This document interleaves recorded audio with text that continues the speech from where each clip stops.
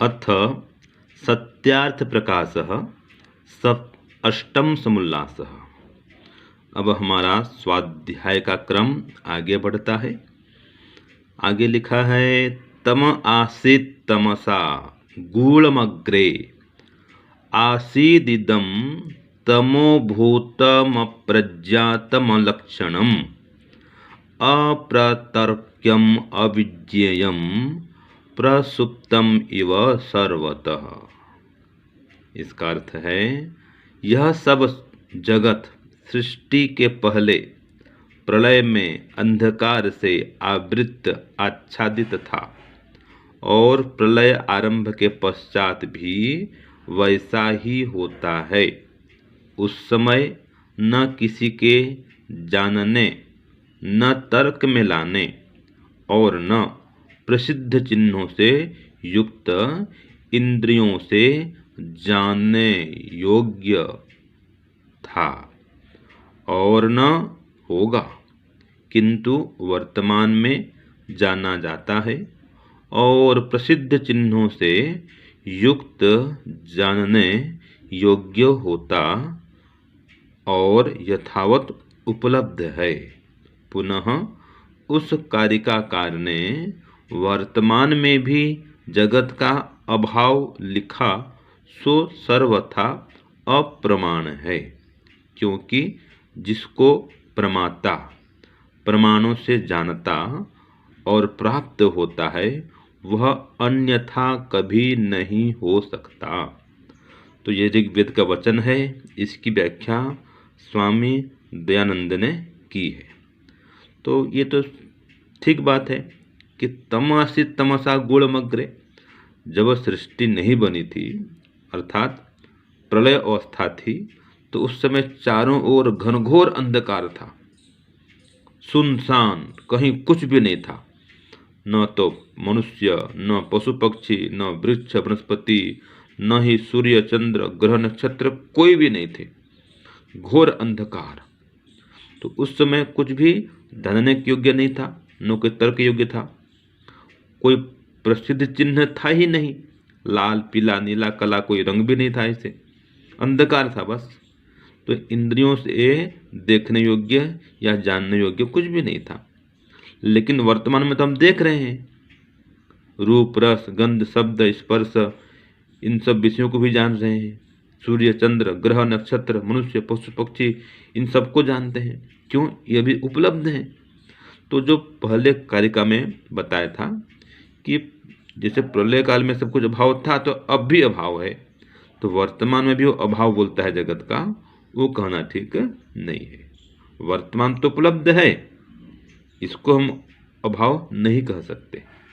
जैसे घड़ा नहीं बना था और बाद में बना और बनकर फिर टूट गया, नष्ट हो गया। तो एक होता है प्राक अभाव कि सत्ता में आने से पहले की स्थिति, और एक होता है प्रध्वंस भाव अर्थात उसका टूट फूट कर ध्वंस होना, नष्ट हो जाना। तो कोई कहे देखो जी पहले प्राक अभाव था फिर बाद में प्रध्वंस भाव हो गया, इसलिए वर्तमान में भी इसका अभाव है। अर्थात घड़ा पहले भी नहीं था और बाद भी नहीं रहने वाला है, इसलिए अभी भी नहीं है। अब ये कहना कितना गलत है। भाई अभी घड़ा है तब तो पानी पीते हैं भर करके, अगर घड़ा अभी नहीं होता तो पानी नहीं पी सकते। तो इसलिए हम ये लिखते हैं कि जिसको प्रमाता प्रमाणों से जानता और प्राप्त होता है वह अन्यथा कभी नहीं हो सकता। प्रमाता मानने जानने वाला, ये न्याय दर्शन की भाषा है। एक होता है प्रमाता माने ज्ञाता, एक होता है प्रमिति माने ज्ञान, और एक होता है प्रमाण माने जिसके माध्यम से हम जानते हैं। तो प्रमाता, प्रमिति और प्रमाण। तो प्रमाता माने जानने वाला, प्रमिति माने जिस चीज को जानता है, जो ज्ञान प्राप्त करता है वो प्रमिति होता है, और जिसके माध्यम से जानता है वो प्रमाण है। जैसे हम घड़े को देखते हैं तो हम प्रमाता हैं, और आँख से देख रहे हैं तो ये आँख हमारा क्या है? देखने का साधन है। साक्षात देख रहे हैं, घड़ा दिख रहा है, ये प्रमाण हो रहा है, हम देख रहे हैं। और पानी पी रहे हैं उसका, ये हमको प्रमिति इसकी हो रही है, जान हो रहा है कि पानी है अंदर में, तो इसको हम कैसे मना कर सकते हैं? तो कोई इसका अन्यथा नहीं कर सकता है। तो जैसे घड़ा में पानी भरा हुआ हम पी रहे हैं, तो घड़े का भाव नहीं बोल सकते। इसी प्रकार संसार भी देख रहे हैं, सूर्य है, चंद्र है, प्रकाश है, दिन है, रात है, वृक्ष है, वनस्पति है, साक्षात देख रहे हैं, भोजन कर रहे हैं, साग सब्जी उगा रहे हैं मतलब। तो इसका अभाव कैसे हम बोल सकते हैं? नहीं बोल सकते।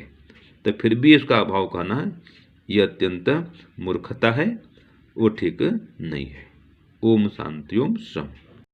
प्यारे भाइयों बहनों, सादर सप्रेम नमस्ते। तो अभी आप सभी स्वामी जी को सुन रहे थे। उन्होंने आपको बताया कि इसमें पूर्व पक्ष ने क्या कारिका बताई थी और उसको महर्षि दयानंद सरस्वती क्या उत्तर दे रहे हैं। तो महर्षि दयानंद सरस्वती ने जो उत्तर दिया कि यह संसार सृष्टि से पहले कैसा था और सृष्टि जब प्रलय काल में जाती है, प्रलय का आरंभ होता है, प्रलय के आरंभ के बाद में कैसा होता है, अर्थात जो प्रलय का काल चल रहा होता है उसमें कैसा रहता है, और जब सृष्टि बनती है तब कैसा होता है। तो ये बताया था कि जब सृष्टि नहीं होती है तब तो उसमें कोई लक्षण होता नहीं, प्रकृति अपने सूक्ष्म कर्ण में रहती है। जो लक्षण दिखता है वो वर्तमान में ही दिखता है, जो संसार दिखाई दे रहा है। तो यह यहाँ पर बता दिया गया था। तो अब मैं इसको अपने काव्य के भजन के माध्यम से कहती हूँ। सृष्टि के पहले घना अंधकार था, घना अंधकार था, कोई न चिन्ह आकार था, रूप रंग न भार था, केवल मुक्त आत्मा प्रभु जानकार था, केवल मुक्त आत्मा और प्रभु जानकार था। सृष्टि से पहले तो पूर्व पक्षी को बताया जा रहा है कि यह जगत कैसा था, ऐसा था। क्योंकि पूर्व पक्ष ने कारिका रखी थी, उसमें यह बात कही थी कि जो पूर्व में ना रहे और अंत में ना रहे तो फिर वो वर्तमान में कैसे रहे। फिर वर्तमान में भी सत्ता मत मानो, ईश्वर तो पहले भी रहता था, आगे भी रहेगा, तो हम उसको आज भी मानते हैं। लेकिन आप कहते हो कि जगत पहले नहीं था, अंत में नहीं रहता और अब रहता है, तो हम इस बात को कैसे मान लें? ये बात ठीक नहीं है।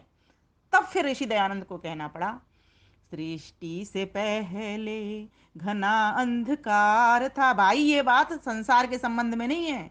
संसार जो दिखाई दे रहा है ये तो कार्य जगत है, और जो जब नहीं रहता है तब वो कारण जगत होता है, अर्थात वो प्रकृति रूप में रहता है। तो इसीलिए ये आपकी बात मिथ्या है, क्योंकि जिसको प्रमाता प्रमाणों से जानता है और प्राप्त होता है वह अन्यथा कभी नहीं हो सकता है। ये तो साक्षात हम प्रमाणों से जान रहे हैं। 4 प्रकार के प्रमाण न्याय दर्शन में बताए हैं: प्रत्यक्ष, अनुमान, शब्द और उपमान। तो उनसे हम जानते हैं। प्रत्यक्ष करके समाधिस्थ होकर के ईश्वर का प्रत्यक्ष करते हैं और इस प्रकृति का और संसार का ज्ञान लेते हैं, और अनुमान प्रमाण के द्वारा इस सृष्टि को देख करके, रचना को देख करके ज्ञान लेते हैं। जाती हुई सभी वस्तुओं को देखते हैं, आती हुई सभी वस्तुओं को देखते हैं। इससे हमें सृष्टि रचना का भी पता लगता है अनुमान के द्वारा। उपमानों के द्वारा भी हम पता लगाते हैं, शब्द प्रमाण के द्वारा भी हम पता लगाते हैं, वेदादि आर्ष ग्रंथों के द्वारा। तो इस प्रकार से इन प्रमाणों के द्वारा हम उस प्रमेय का, अर्थात उस ईश्वर का ज्ञान करते हैं। न्याय दर्शन के भीतर 16 प्रमेयों का वर्णन है, जिसको कि 4 प्रमाणों के द्वारा समझने का प्रयास किया गया है। प्रमेय कहते हैं जिसको जाना जाए, और प्रमाता जो जानता है, ठीक है, और प्रमाण जिससे जाना जाता है। तो ईश्वर को जानने के लिए प्रत्यक्ष करना पड़ता है, अनुमान करना पड़ता है, शब्द प्रमाण देखने पड़ते हैं, है ना। तो इस प्रकार से उसको जानते हैं हम। तो कहा कि ये सृष्टि रचना को भी तो देख करके हम पता लगा रहे हैं, शब्द प्रमाण से भी जानते हैं इसको कि वेद हमारे क्या कहते हैं। तो इस प्रकार से ये बात ठीक नहीं है, क्योंकि वेद में तो स्पष्ट लिखा हुआ है, तम आसीत तमसा गूढ़मग्रे। ये संसार कैसा था? घना घोर अंधकार वाला था, कोई भी इसमें लक्षण नहीं था। तमो भूतम प्रज्ञातम लक्षणम, कोई अभूतम, कोई भूत नहीं थे। अप्रज्ञातम, कोई जानने के चिन्ह नहीं थे। अलक्षणम, कोई लक्षण नहीं दिखता था, कोई स्वरूप नहीं दिखता था। अर्थात सब कुछ, न सूरज था, न चंद्रमा था, न ये जो अग्नि हवा जलवायु, कुछ भी नहीं था। तो ये कैसा था? किसी की इंद्रियों के भी जानने के योग्य नहीं था, क्योंकि मन बुद्धि इंद्रियां भी ये नहीं बनी होती थी।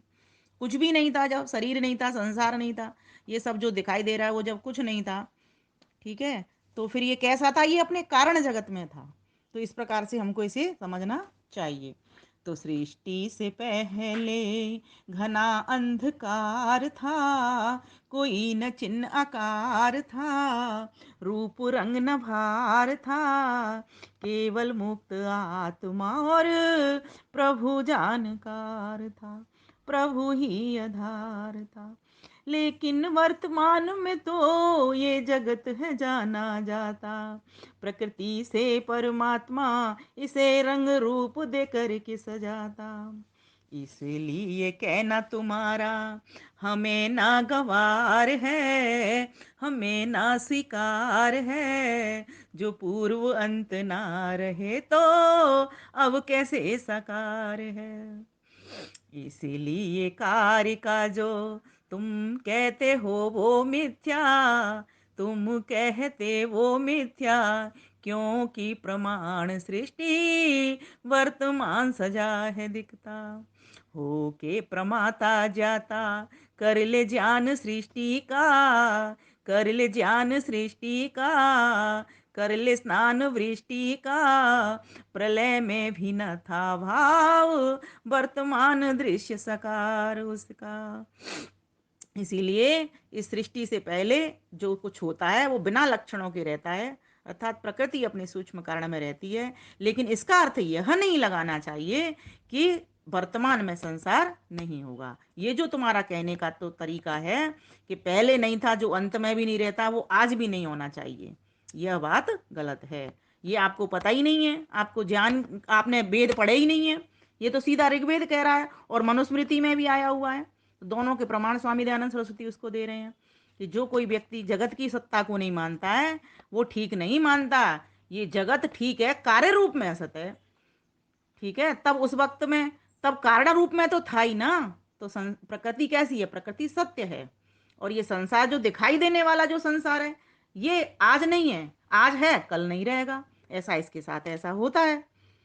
तो परमात्मा इसको सजाता भी है और परमात्मा इसको अपने सूक्ष्म कारण में लेकर के वहीं की वहीं पहली वाली सिचुएशन में सतरजतम में वापस पहुंचा भी देता है। तो ये परमात्मा का काम है। इसीलिए हमें ये नहीं कह सकते कि संसार पहले नहीं था और अंत में भी नहीं रहेगा, तो फिर आज भी नहीं है। आज है ना, ये दिखाई दे रहा है, आप देखिए चारों प्रमाणों से। तो हम सभी प्रमाता बने, अर्थात ज्ञान लेने वाले बने, ठीक है, अर्थात प्रमिति करने वाले बने। और किसका? इस संसार का, आत्मा का और ईश्वर का, सभी का ज्ञान लेने वाले बने। तो हमारा यहाँ जो विषय चल रहा है वो तो सृष्टि विषय, जगत की बात है। तो यहाँ तो जगत का हम ज्ञान लेने वाले बने। धन्यवाद, नमस्ते।